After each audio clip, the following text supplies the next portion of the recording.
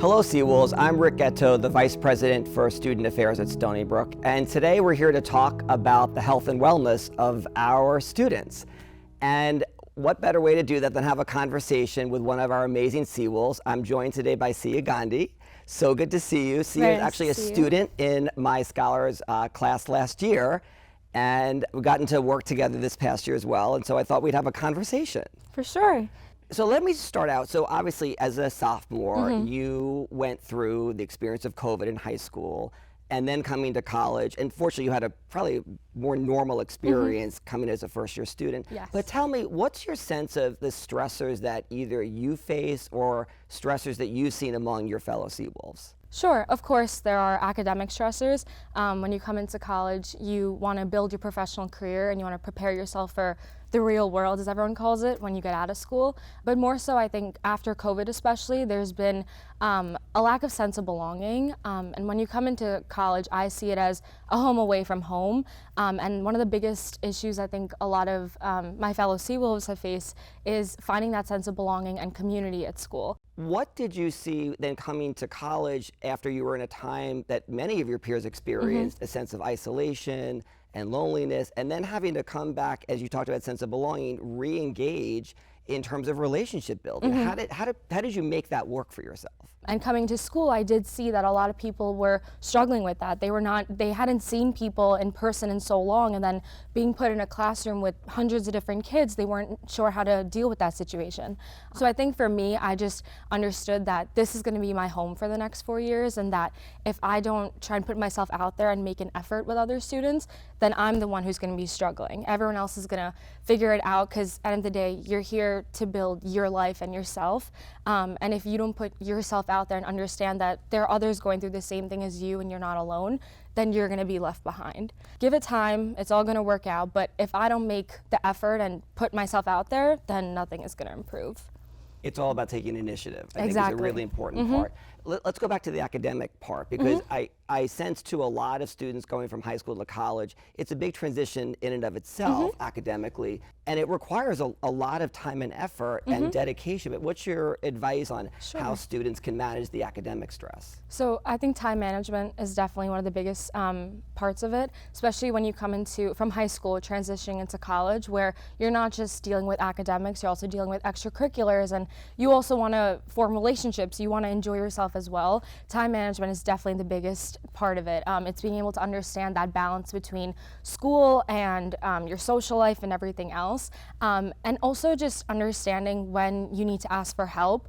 I know for myself, it was a shocker when I was taking chemistry and calculus, and I was not doing as well on the first test. I was used to doing well in high school, and now I came into college and I was realizing, wow, it's okay to fail, but if you do, how do you come back from that? How do you work your way up from that? And it's also understanding that it's okay to ask for help, and going to office hours, going into tutoring, even just talking to upperclassmen. All of these things that can help you academically, because it gives you another perspective and it helps you understand that you can grow from where you started out.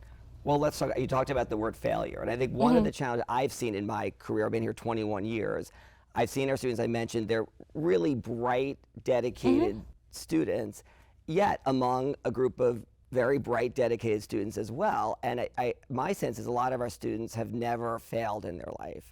And that you come to college, and whether it's that first test, or maybe it's a relationship breakup, there are other stressors that have happened in a student's life, and they just don't know how to cope with that. We talk about coping skills, resilience, are these buzzwords people use. How do we help normalize that it's okay to be stressed, and that life in itself is stressful, and that failure is okay, and that's how you actually pick yourself up from failure and get better as a result? How do we help get those messages so that students really believe that that's an important part of their own growth and development? It's a shock coming into college from high school. You're used to kind of the same pace, and then you're put into this new environment where it's kind of everyone for themselves, and it can be very overwhelming.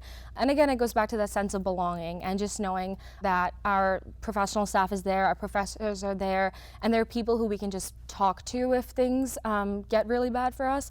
And also just knowing that even if we don't want to talk to professional staff, there are students like myself and other people. There's the CPO interns, there are interns at CAPS, like all these different organizations, there are people there who understand what we're going through, and they're able to just provide a listening ear and also guide you in how to deal with all these stressors and deal with your career.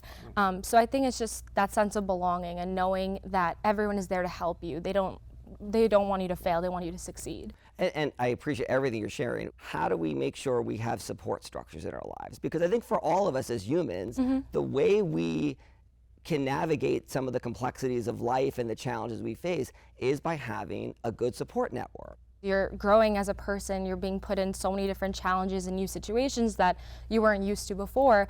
And also just having trust in the fact that I am going to find people who are going to be in my life for years to come, and people who are there to support me and want to help me.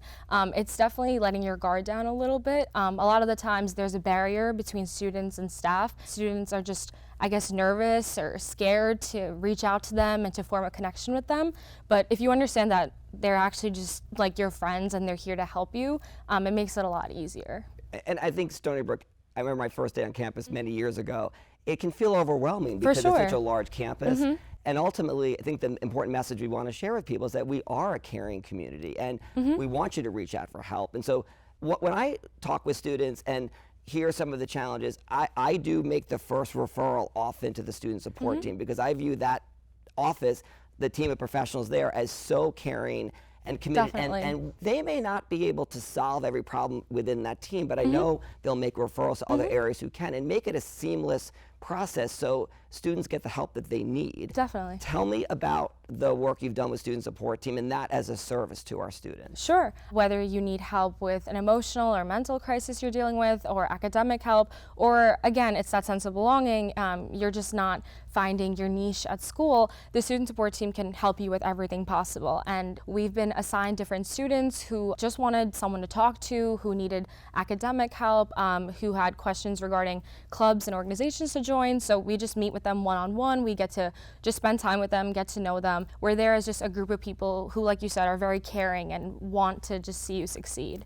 You mentioned we have CAPS as another important resource for therapy, for counseling. We have our student health services team. Again, for physical health is really important, as well as our recreation. And you go to the rec center? Of course, yes. So that's another important place. I think physical wellness is really important when we think about a holistic wellness part of the college experience.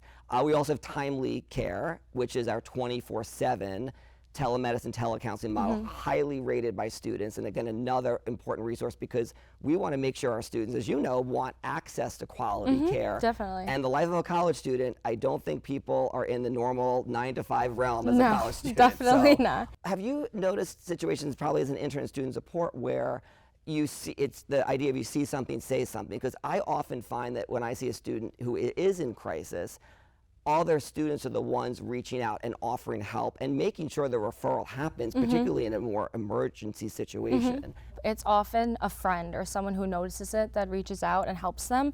A lot of college students are afraid to ask help. That's just the harsh reality. And a lot of it has to do with denial, embarrassment, and also just not sure how to approach the situation, not sure how to get that help they need.